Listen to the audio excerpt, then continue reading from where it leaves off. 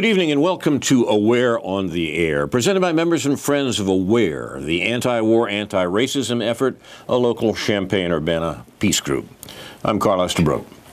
We're recording this at noon on Tuesday, February 27th, in the studios of Urbana Public Television, Urbana, Illinois.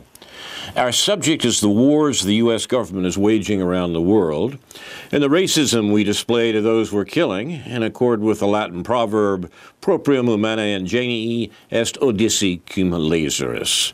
It's human nature to hate those you have injured. At this moment, the U.S. is making war in Afghanistan, Iraq, Libya, Pakistan, Somalia, Syria, and Yemen, principally to control the flow of oil out of the Mideast and North Africa, which the U.S. uses as a weapon against its economic rivals from Germany to China. Thousands of U.S. troops are killing people in these countries, although most Americans are barely aware of it. More than 250,000 U.S. troops are stationed in 1,000 U.S. bases on foreign soil, most of them ringing Russia and China.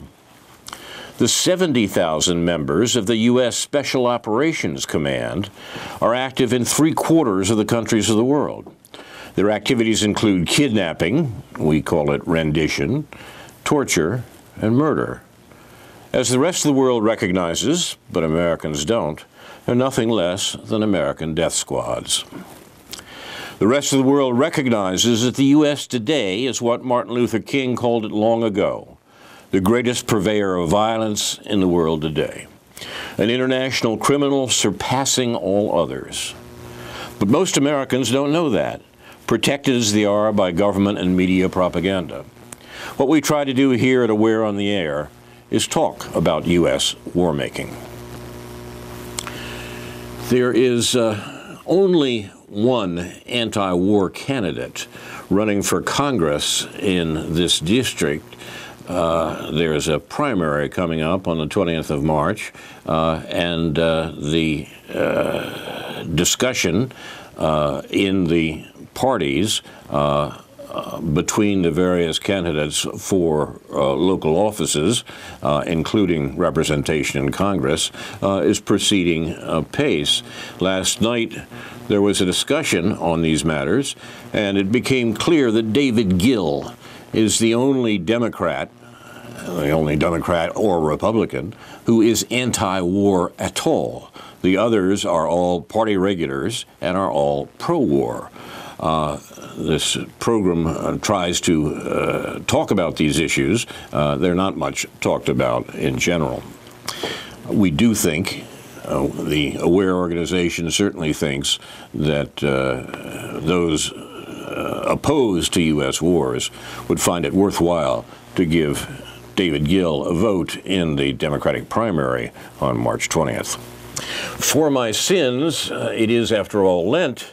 I went to a meeting last night of those Democratic candidates, sponsored by the Young Democrats of Champaign County. All they could talk about, all the candidates could talk about, with the exception of David Gill, was Russiagate. Trump and Russia stole our elections. I would not have believed it if I hadn't heard it, and although I should have, given the nonsense that the airways are filled with on this matter right now. With one notable exception, David Gill, these Democratic candidates all support current U.S. wars and called for aggressiveness against Russia and China. They're crazy, and they should be cast into the outer darkness where there's weeping and gnashing of teeth. Against that blather, or in the midst of that blather, I had a 50-year flashback. Not the chemical kind some friends of mine suffered in 1968, but a political recrudescence of what one heard about Vietnam 50 years ago. 3 of the 4 Democratic candidates said just what the Democrats said about Southeast Asia a half-century ago, but now it's about Southwest Asia. One of the candidates even boasted of his participation in U.S. war crimes from Yugoslavia to the Mideast when he was, and I quote, a naval intelligence close quote, officer. This is what we're getting for Democratic candidates. The exception was David Gill. In answer to a question, he forthrightly said he supported withdrawal of U.S. troops and weapons from the Mideast and North Africa. And the other three all shook their heads and said, of course, they didn't. Mr. Gill, Dr. Gill, also supports Medicare for all, which none of the others do.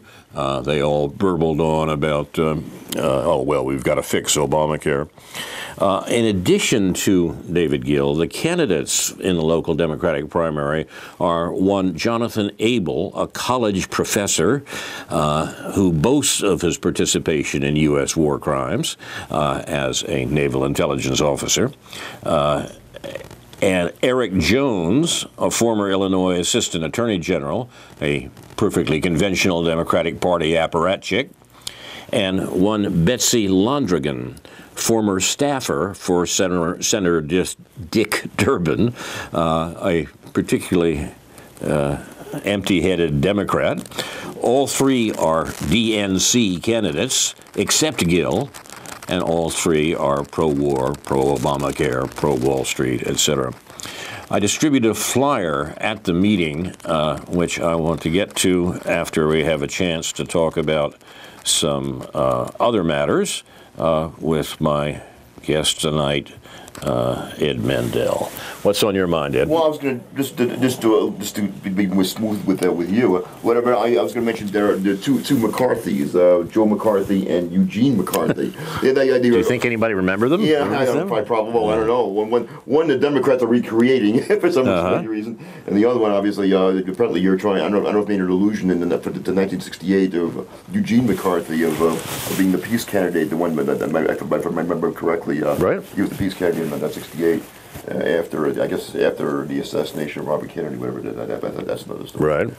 But I think it's kind of interesting. But the Joe McCarthy, I don't know, for some reason, the Democrats, are going after, bringing up this Russian collusion thing issue. They're actually recreating the Joseph McCarthy era period of thinking. You're absolutely right. Which is kind of bizarre because, I mean, all these decades they were demonizing him, and now they're sort of like, oh, now he looks interesting and good. And let's use him as a template to how we should behave or how we should.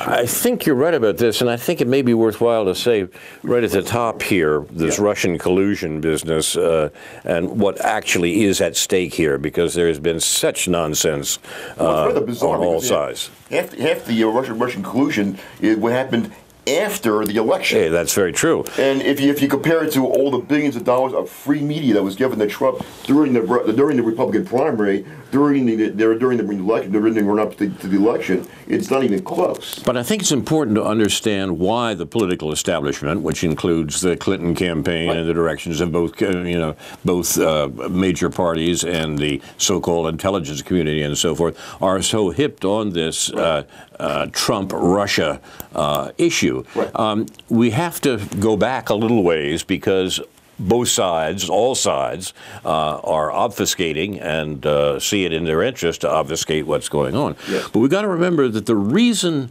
Trump scared the political establishment was precisely because he said he wanted to do a deal with Prime Minister Putin and President Xi of China. He wanted to do deals here. He wanted to do peace deals with them. The American political establishment, represented particularly by the loudmouths we call neocons these days, has for the longest time insisted that the goal of American foreign policy is to contain Eurasia, to prevent the economic integration of Eurasia, and to make sure that there is no hindrance to American exploitation of the central part of the world. The map behind me, which you can say, I want to finish this. The map behind me, Buckminster Fuller's map, makes clear how central Eurasia is and on the globe. And for more than a century, American politics American foreign policy has been devoted to making sure that the American 1% is able to exploit that part of the world without let or hindrance. That was what the argument with the Japanese, which predated Pearl Harbor, of course, the argument with the Japanese was about. That's what the Second World War in the Pacific, which the U.S. was primarily interested in, was about, to make sure that nobody would prevent the U.S. from exploiting Eurasia. That hasn't changed.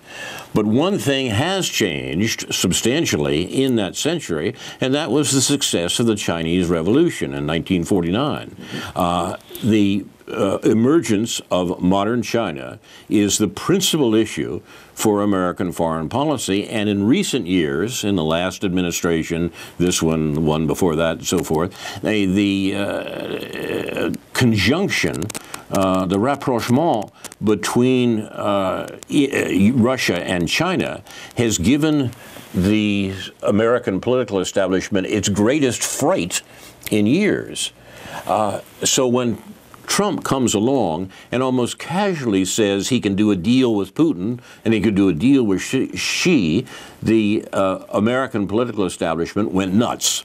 And when their candidate somehow was defeated, that is Hillary Clinton, the continued presence of this central concern in American foreign policy was at risk. Now, in fact, in the event, Trump, when he became president, took over the traditional American foreign policy, the traditional hostility to Russia and China, but the political establishment was so frightened that he might have meant some of those things he had said about preventing the war provocation or lessening the war provocations against Russia and China, that they have decided they have got to make sure that he is under such pressure that he can't possibly do that. They have done it with the whole impeachment nonsense and the willingness of the Trump administration to say, hey, we may have said those things, but we're really not going to do anything different from what the Obama-Clinton administration did, including the continuing war provocations against Russia and China. The great talent of the Obama administration was to hide what it was doing.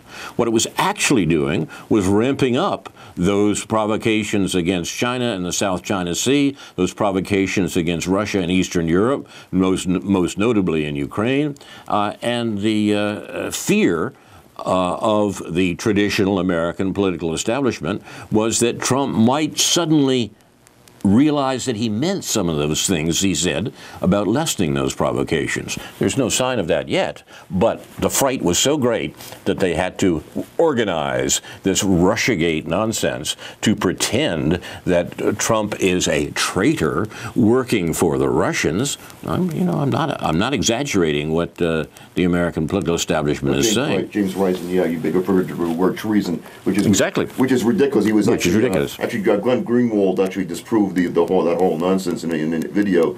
But act of treason, it only happens when you're at war with the country, and we're not at war with Russia right now, officially, I guess. Yeah, the Constitution is kind of strict about that because they were concerned about treason, when the Constitution was drawn up, since they were all they'd all committed treason in order to get the United States going in the first place, they had to be careful about what might happen with other people. That's the major concern. Anyway, your depiction of Trump I think is accurate in the sense that, yeah, he's The Art of the Deal was his book. Yeah. It wasn't the art of confrontation. Trump be portrayed as Hitler, as the guy who he's militaristic. Actually, he is the art of the deal, and he does want to make deals with different countries.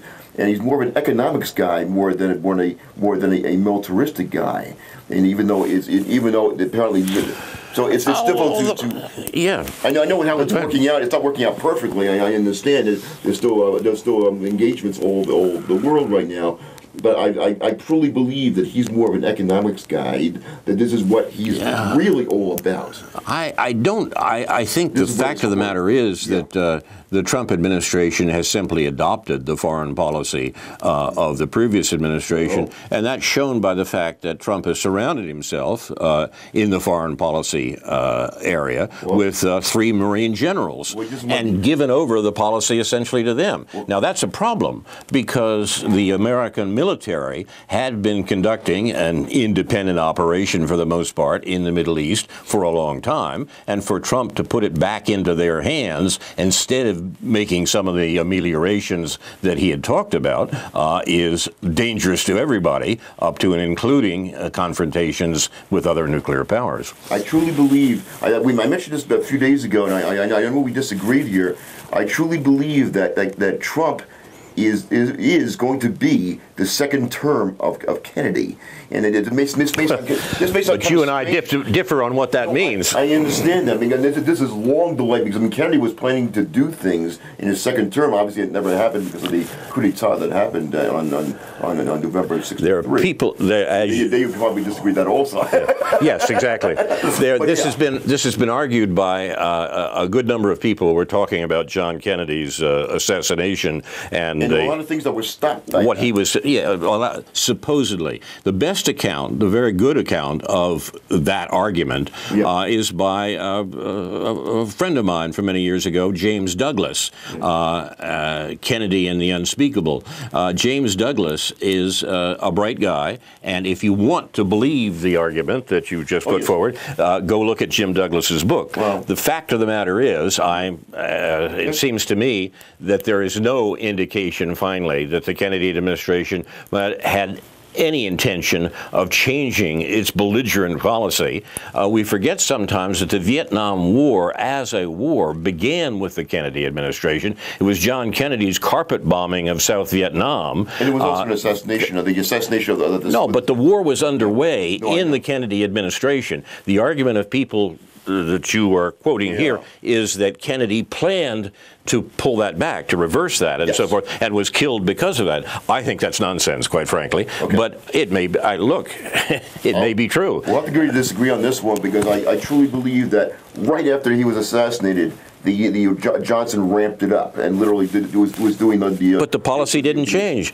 Johnson used the same people. I don't want to retry the whole history, but Johnson used the same people that Kennedy used to run the government afterwards, and the policy remained the same. What the argument that you're talking about depends upon is the suggestion that Kennedy was planning to change things, and that's what caused his assassination. As I say, I think that's wishful thinking at best. And Carl, I didn't want to get a discussion because that's not current right now. I understand. But it's current when you suggest that Trump is going to be the longed-for good Kennedy. Yes. I don't think that's true. I think he has more of a backbone than you give him credit for. Yes. It's not a backbone. Well, actually, that may be a good way to put it.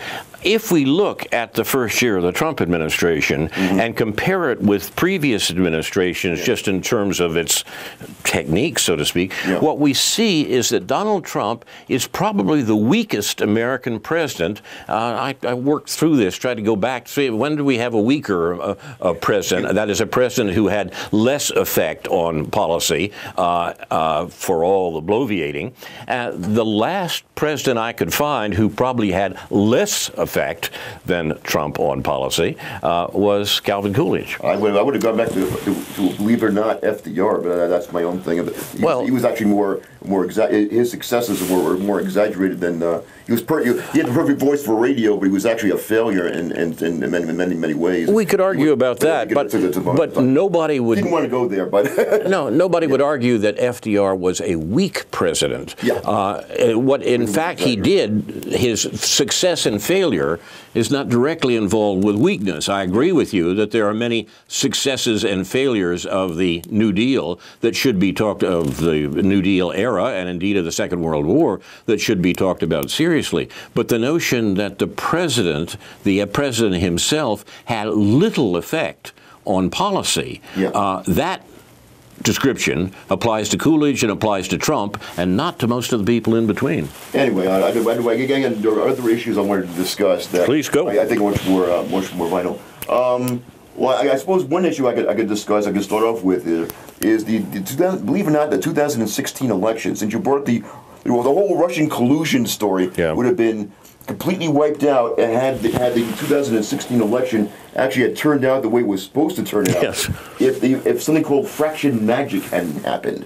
I mean, literally, there's something called fraction magic voting, and literally, when the Democrats attempted, I don't know about Democrats, I'm going to come out and say that the Democrats attempted to steal the election, and I truly believe that Trump won the election by about 20 million votes, believe it or not, which may sound bizarre. And the Democrats literally used fraction magic to try to turn it around, and they failed on election night. They realized what a landslide it was. They literally could not turn it around to help Hillary win. Whose term is this? Fraction magic, I believe. I forgot the woman's name, but yeah, if you Google her name. If you Google the name Fraction Magic, you could find has to do with black box voting. I believe it is.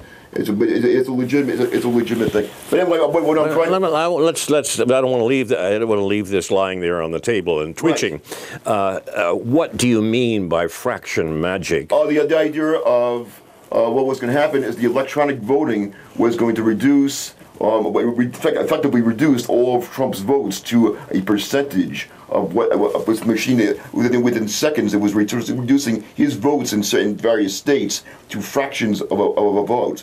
And because Trump had so many votes, it overwhelmed Hillary Clinton's numbers, and so literally, as great an effort as they tried to steal the election, they failed. Yeah, this is nonsense. I'm sorry. No, but I mean, the notion that there was. But I'm saying, had the reality of Trump winning by 20 million votes had been real, you would have had an agenda. You would have had much more. The whole Russian collusion story would have not existed. Hillary Clinton writing the book "What Happened" would have not been useless. I mean, in other words, everything that has actually happened would never have happened. Well, the idea that anyway, I'm throwing this out there that people can look it up. But I can discuss other issues that if you want to go. I think we should move on, because I think that's a fantasy of a sort that you're suggesting didn't happen anyhow. You're saying that if there had been overwhelming vote for Trump, history would have been different. Yes. This fraction magic would have clicked in, and the vote would have been reduced, and it would have come down to something like it was anyhow. You're suggesting a result for insufficient causes, I think. Anyway, I'll discuss. Okay. I'll discuss the Twitter shadow banning issue that was brought up a number of months ago, and I think it's also a very important issue.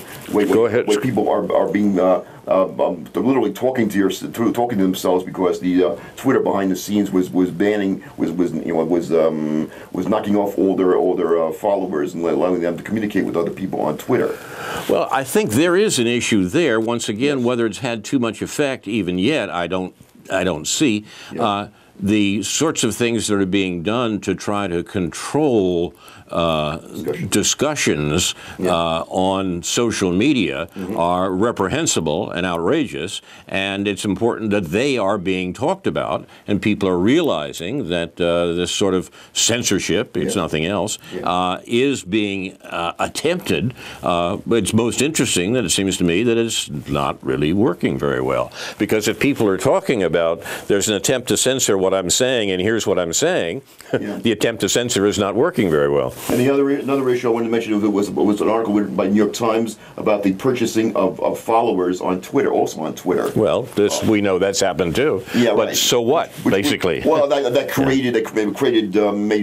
certain people more powerful more powerful than they actually were, whether it's political or by pretending that they had a lot of people following what they were saying. Yes.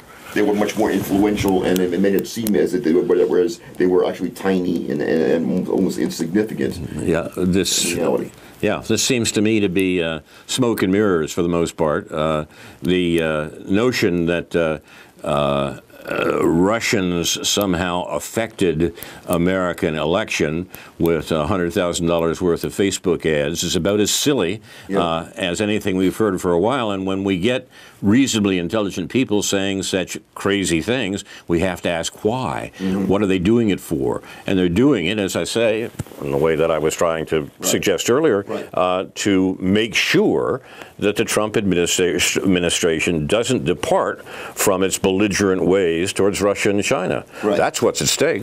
But the whole Russian collusion story, right? I wonder if it's just basically a psyops for the Democrats to have something so they can run into the 2018 election with something to help them win. You mentioned about David Gill being the only candidate who didn't subscribe to this. Exactly. But exactly. I was actually surprised. I mean, I don't hang out with Democrats much. I don't hang out with Republicans much either. But going to this Democrat meeting and hearing all the Democratic candidates but one take it for granted that Russia destabilized the American election procedure and did it effectively, because that's the only possible explanation about why Trump won, just took me by surprise. The explanation for why Trump won is worthwhile, and it's worthwhile spending some time on it. But it's certainly not because of Russian collusion. No, that's nonsense. No. Well, we can go into other things like that. And I suppose, I could mention also an article. I mean, it's almost an ongoing thing of the major media trying to pay to require people to pay to hear the news or hear the propaganda. This is interesting. Pay for the propaganda. And I think it's kind of bizarre because it's almost I would see it almost like a filter. I mean, I almost see it as a positive thing. Now we won't be getting their propaganda because it'll be behind the paywall. I think maybe they'll get that propaganda out one way or another, even if you don't pay them. You know, I mean, it'll be behind a paywall, if you will, and they have to pay for it, which is kind of bizarre. This is worth looking at once again, I think, in long-term ways. I mean, there really was a transition in American politics back before the First World War. The sorts of control of public opinion in American politics, which took the major unpleasantness of the Civil War in the middle 19th century, the control of American public opinion in the last half of the 19th century, the Gilded Age and so forth, was pretty easy. If you had some dangerous Union agitators stirring up the people, you sent in the Pinkerton private police force, had them shoot the agitators, and throw the rest of them in jail. Problem solved. No issue. But what happened by the turn of the century was that more and more Americans weren't putting up with that. I was actually quite impressed a few years ago when I had the occasion to read a lot of provincial newspapers, provincial in the United States, provincial newspapers from New Mexico and Arizona and so forth from the early 1900s. And I'm going through this file of old newspapers, and I'm astonished at the sophistication about European politics and so forth that one finds in the pages of these tiny little newspapers from the American West. What happened was that Americans, for a variety of reasons, including immigration, were much more interested in what was going on in the rest of the world.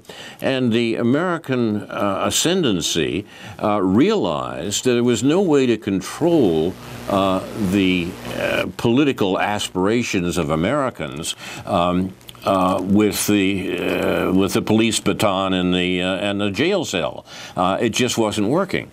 Right after the First World War, President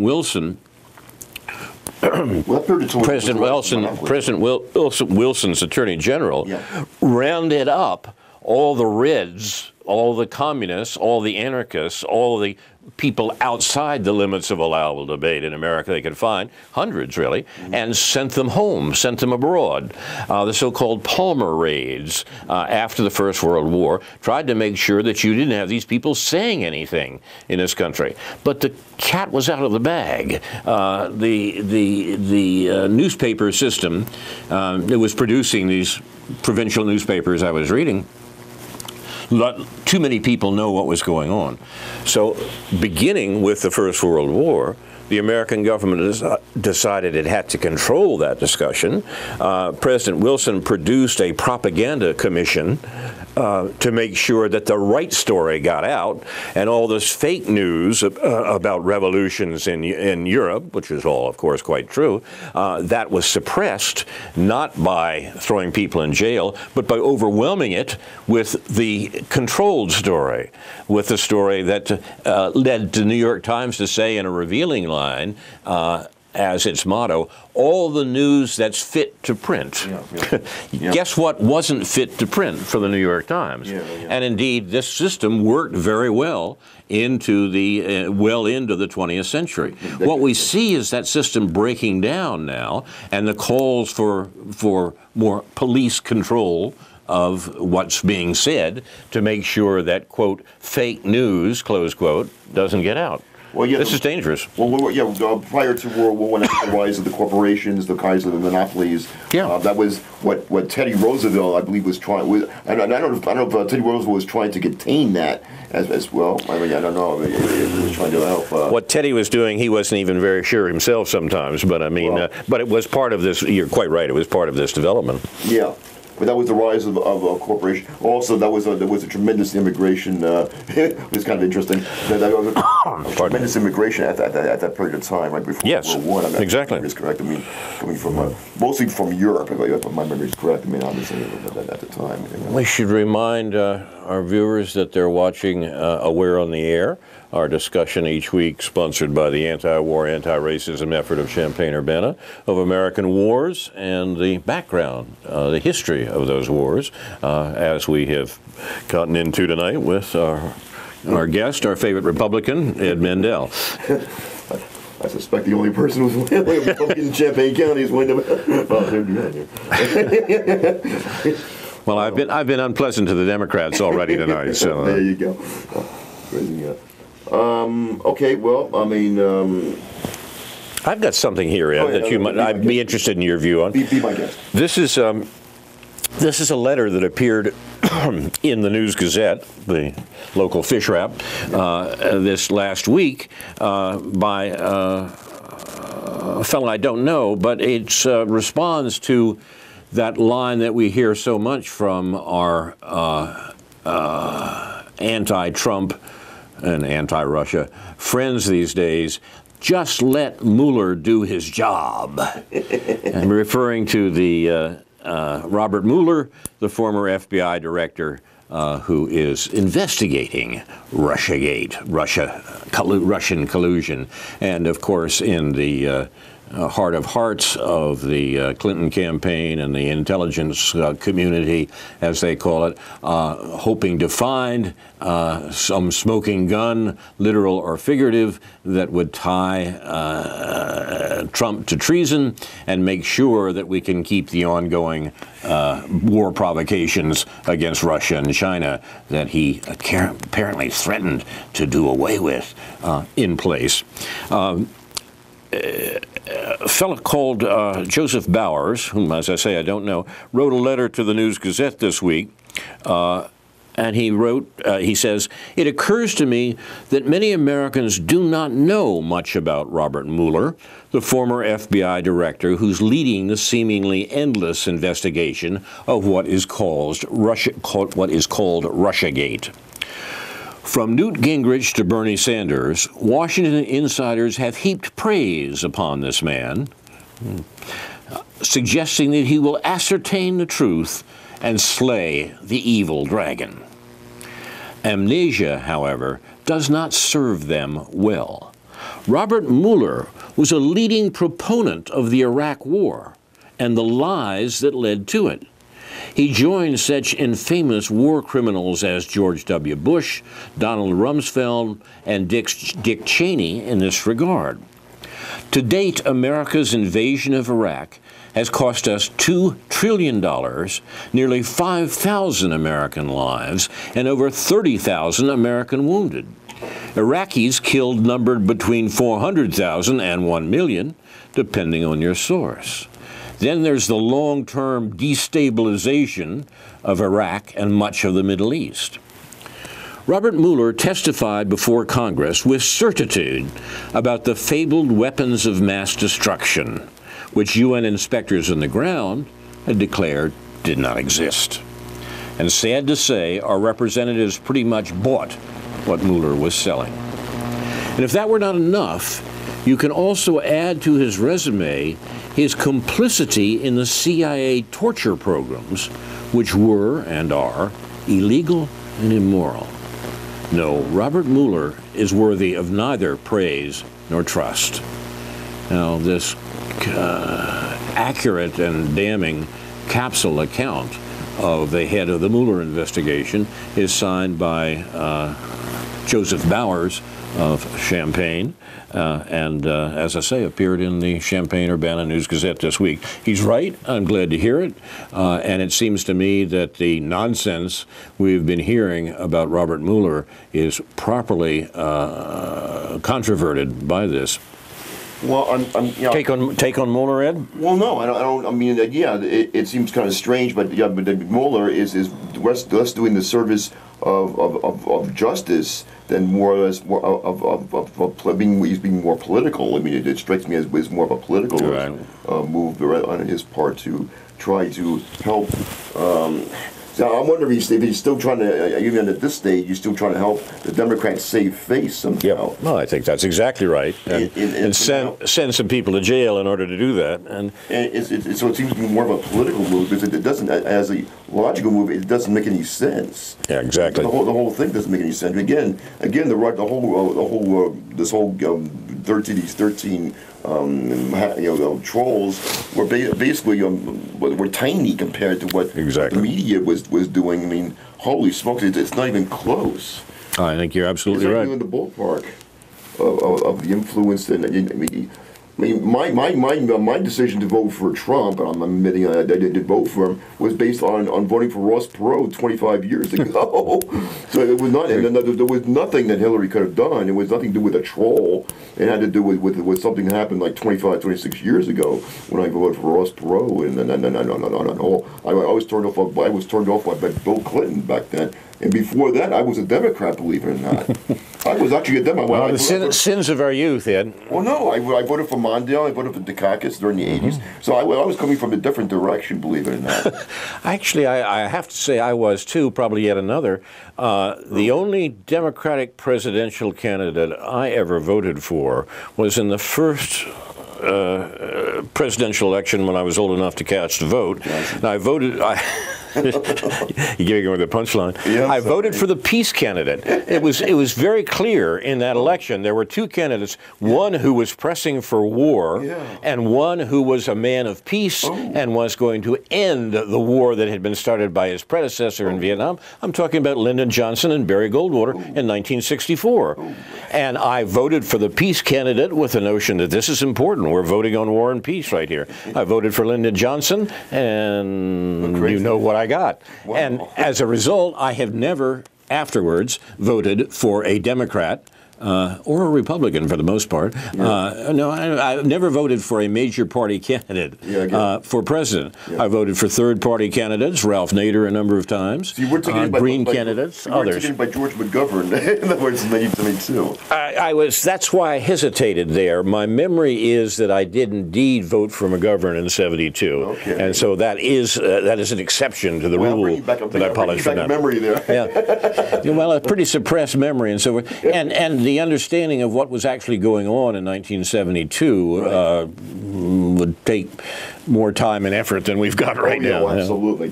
But you're right. You're right. I have to amend my statement to that effect. I'm also wondering if you supported at some point Eugene McCarthy. Well, I did, but of course there was no chance to vote for Eugene McCarthy for president. I, in fact, God help me, canvassed a fairly wealthy neighborhood for McCarthy when he was looking to become the Democratic nominee in 1968. We went door to door, knocking on doors for McCarthy. In the event, in the election, I did not vote for the Democratic candidate, who was not Gene McCarthy. Oh, no, it wasn't. I voted with the previous vice president, and Richard Nixon. I don't think he voted for either one. It's an important election to recall. George Wallace either. Did not vote for George Wallace. Okay. Boy, that's going back in time there. But in 1968, it's important to remember that the peace candidate was the Republican, Richard Nixon. The Democratic candidate, Hubert Humphrey, was vice president of the administration that was running the war, and Nixon became president in part by convincing people that he had a secret plan to end the war. Now, to call Nixon a peace candidate seems strange now, quite rightly, but in fact, in 1968, people who were opposed to the war were not going to vote for the vice president of the administration that had run the war. They were going to vote against it, and that was voting for the man who had the secret plan to end the war. You're right. But long ago and far away, and the wench is dead, as the poet says. So it's It's amazing. But I think we're only discussing this, if only because sometimes history repeats itself. Or you were saying that history rhymes. If you that's right. That's supposed to be Mark Twain's remark. I think it's important to examine the old history, if only because you could learn from it. And prevent the mistakes of the past from reoccurring. We got to make new mistakes, yes. Yeah, trying as best you can to make sure they don't reoccur. I want to go back to Mueller at some point. Do you have something else you want to? Okay. Go ahead. You will discuss Mueller. Yes. This is from our friend Jeff Sinclair, who edits the news site Counterpunch. I recommend that to you. Jeff writes, "My sense of anticipation was hyped. Robert Mueller had just indicted the Russian troll farm known as the Internet Research Agency, along with several of the trolls who had slaved tirelessly from their cyber cubicles in St. Petersburg in a plot to despoil American democracy." This, as I say, is what all the Democrats the other night took for granted. Having recently survived, he's speaking as an editor now, having recently survived a hit-and-run collision with a suspected Russian troll who'd recklessly driven the Internet highways using a false ID. This was the person who called him or herself Alice Donovan and sent the Counterpunch website a number of things. She was a fake, and much of the material was plagiarized. He says, having recently run into that, I was eager to see what the former FBI man, Mueller, had uncovered. My appetite was further whetted by an NBC News producer who proclaimed the Mueller indictment, quote, one of the most important political documents in U.S. history, close quote. Right up there with the Monroe Doctrine, the majority opinion in Plessy versus Ferguson, and the Starr Report, I suppose. I greedily downloaded a PDF of the 33-page filing, expected to finally get answers to questions that had been nagging me for months, such as, how could the Russians have been so sloppy as to get caught with their hands in Trump's pockets? Did they believe Trump was smart enough to effectively collude with them? Did they really think Hillary needed any help blowing a sure thing? And most importantly, what was Alice Donovan's real name? I was quickly disappointed. The Mueller indictment doesn't charge any collusion between Trump and the Russians. In fact, it doesn't even mention the word. Mueller also doesn't draw any direct links between the troll farm in St. Petersburg and the Putin government in Moscow. And most significantly, Mueller doesn't allege that any of the nefarious trolling had the slightest butterfly effect on the outcome of the 2016 elections.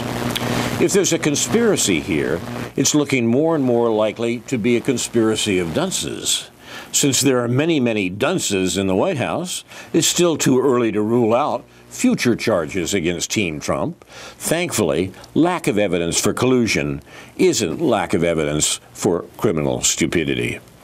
As reading material, the Mueller indictment failed to offer any of the narrative thrills contained in the Steele dossier. The Steele dossier were the stories about, as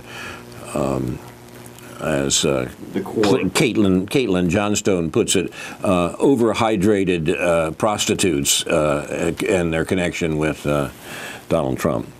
This is not a dirty indictment, says Sinclair. In fact, it was hard to detect where the slapstick ended and the crimes began.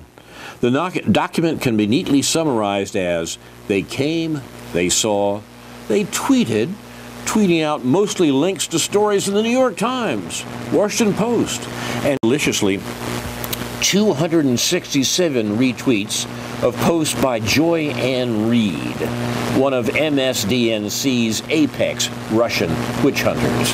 She's their answer to Mandel. But to what end? The Russian infiltrators seem to have gotten their degrees in espionage from a mail-order school, perhaps Trump University. Disoriented by the complexities of the electoral college system, they had to be advised by an American contact that they should concentrate their meddlesome activities on the purple states. In one episode, the Russian trolls hired a group of Americans to stand in front of the White House with signs that read, "Happy birthday, dear boss." The special prosecutor infers seditious intent from this photo op. But come on, Mueller. Since when is it a crime to pay tribute to Springsteen? Consult Chris Christie. In another caper, the Russian interlopers employed an actress to portray Clinton in a prison uniform. In other words, it seems like the Russians were instituting the first real jobs program America's seen since the Johnson administration. They're hiring actresses. What if the Russians meddled and unemployment went down and wages rose? Will Kamala Harris and Elizabeth Warren engage in a bidding war to hire Putin's chef as their campaign manager in 2020? Putin's chef is the nickname of the guy in St. Petersburg, the former hot dog salesman who is supposedly responsible for the troll farm that Mueller is talking about. Let's try to put this troll offensive in context. The 2016 presidential elections were the most expensive in history, with both parties spending a combined $2.4 billion. Of this, the Clinton and Trump campaigns bought $81 million worth of advertising on Facebook. Contrast this with the $100,000 the Russians spent on Facebook ad buys. In the battleground states, Russian Facebook ad buys totaled $300 in Pennsylvania, $832 in Michigan. I spent more than that. $832 in Michigan, and $1,979 in Wisconsin, all but $54 of that before the primary. If this amounted to subversion, it was definitely subversion on the cheap. In the wake of the Mueller indictment, the normally restrained David Axelrod, who made Obama president in part, joined the attack on Jill Stein, whom I voted for, by the way, in this election, as a Trojan horse for the Trump-Putin ticket, suggesting that her 50,000 votes in Michigan helped to turn the election. He fails to note that this was a fairly dismal showing for the Greens there. In 2000, Nader garnered 84,000 votes in Michigan with no help from Russian trolls, elves, or orcs. It's instructive to compare the 2000 and 2016 campaigns. Both came after 8 years of a Democratic administration, which promised peace but delivered new wars, Kosovo, Libya. Both also featured two historically unpopular major party candidates. Both were decided by the Electoral College overriding the popular vote. The battleground states in both elections remain largely the same, the industrial Midwest and Florida. What role did the third-party candidates play in the two elections? In Michigan, Nader garnered 84,000 votes, and the libertarian Harry Brown garnished 16,000 votes. 16 years later, Stein only won 50,000 votes, while Libertarian Gary Johnson received 172,000 votes. In total, the Greens lost 33,000 votes, mostly to Clinton, and the Libertarians gained 155,000 votes, largely from Trump. The total swing was 188,000 votes favoring Clinton, and she still lost. In formerly progressive Wisconsin, Nader got 94,000 votes, 2,000, and Brown received only 6,000 votes. In 2016, Stein could only amass 30,000 votes in the state of La Follette, the progressive former governor, while Gary Johnson grabbed 106,000 votes. The total swing of votes favoring Hillary from 2000 to 2016 was 163,000. And she still ended up losing by 27,000 votes. In Pennsylvania, Nader managed 100,000 votes, while Harry Brown scrambled up 11,000. In 2016, Stein received 48,000 votes, while Gary Johnson pulled in 142,000, for a total swing in Clinton's favor of 185,000 votes. She still lost by 68,000 votes. In the decisive state of Florida in 2000, Nader famously captured 97,000 votes, while Harry Brown made one of his better showings with 16,000 votes. In 2016, Stein got 64,000 votes, while Johnson piled up 206,000.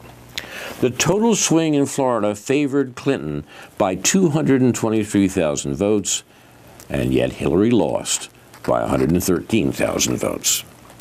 In the four battleground states, Wisconsin, Florida, Pennsylvania, and Michigan, lost by Clinton, the swing of Green and Libertarian voters from 2000 to 2016 in Clinton's favor totaled more than 760,000 votes.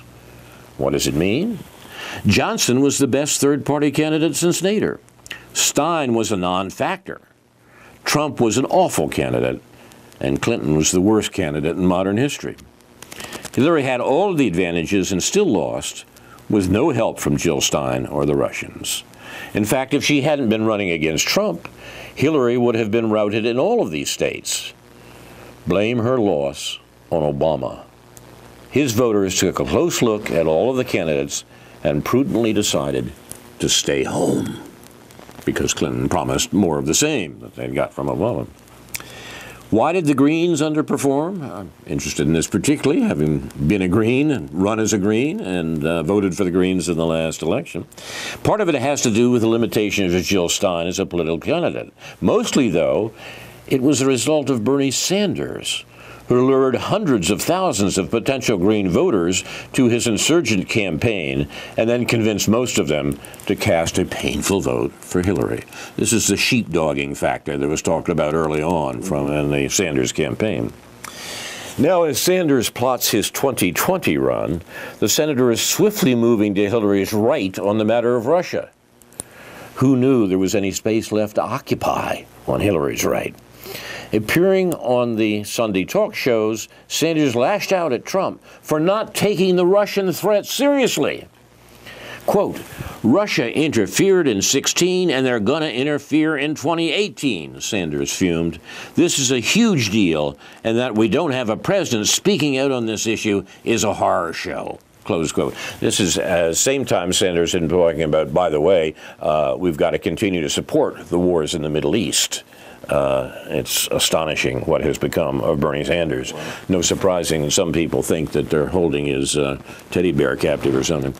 Then Sanders, the resurgent Cold Warrior, turned on Clinton, blaming her campaign for not making Russian meddling more of an issue. Quote, the real question to be asked is, what was the Clinton campaign doing about Russian interference? Sanders said. They had more information about this than we did. Close quote. This is what's happened to the Sanders campaign. Well, I suppose you could ask why didn't Obama, if this issue was so serious, why didn't Obama, who was president at the time, take care of this Russian collusion problem? If it's turning out to be this serious, he was the one in charge at the time. Apparently, it was happening. It turns out before the election. Well, they were trying to, in the sense that they were spying on the Trump campaign and looking for those connections that Mueller is now supposed to find. Didn't exist. And that was the problem that the Obama people had. And so, if they needed the Steele dossier and things like this to try to suggest that, there's every reason to see the Obama administration as having a very dirty hand in the pot stirring the Russian collusion story from early on. Yes. Remember that Obama's preferred method is, as he's always said, leading from behind. Mm-hmm. That means covering over with a certain deniability the nefarious things that he got up to. The Obama administration was surely pressing the Trump-Russia collusion line once they thought it was necessary. Remember, nobody thought it was necessary until very late in the campaign. I assumed a lot of these a lot of the activity that Obama was doing with the FBI and all this collusion was going to be covered up by the Hillary Clinton administration. Exactly. Which never happened. Exactly right. That's precisely right. We have only a minute or two left. But you want to go out on something, Ed? It's okay. We've done enough damage. To our reputations, you mean? You've been watching Aware on the Air, presented by members and friends of Aware, the anti-war, anti-racism effort of Champaign, Urbana, a local peace group in the 9th week of 2018.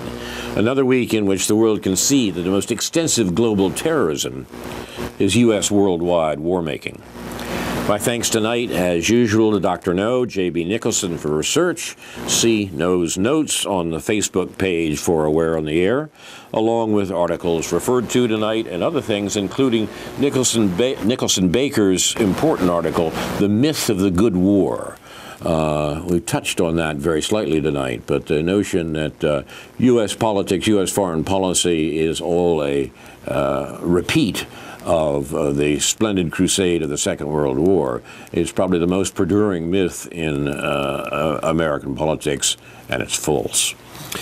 We'll conclude tonight. We were going to conclude tonight with a couple of pieces from the Real News Network, which we recommend as one of the better sites, along with Counterpunch that we quoted earlier. But I will put those links on the Facebook page for Aware on the Air and recommend them to you. Our show is produced and directed by Jason Liggett and Ethan Young and Andrew Scholarly, thanks to whom this program and others like it are available on YouTube and archive.org. There is a demonstration by the Aware Group, the anti-war, anti-racism effort of Champaign, Urbana, this Saturday, 2 o'clock in downtown Champaign, Main and Neal Streets.